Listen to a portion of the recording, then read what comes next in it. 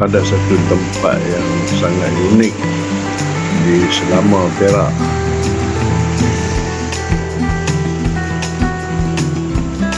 Sungai atas sungai, ini sungai bawah, sungai atas.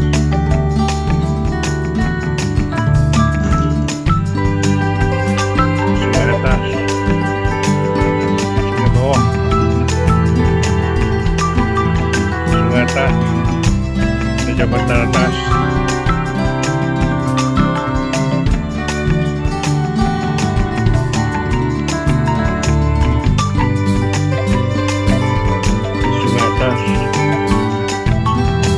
Tanpa semua kena pergi tengok, kalau tak tengok rugi.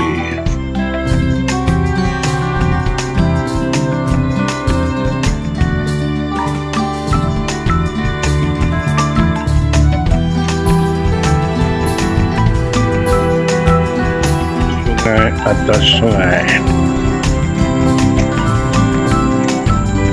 Tourism Perak.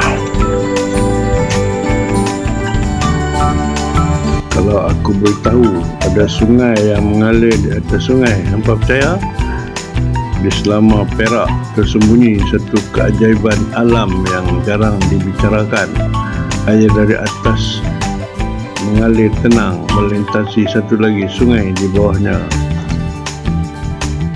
Bila anda berdiri di sini, bunyi air bersilang, suasana sungai dan alam seolah-olah berbisik.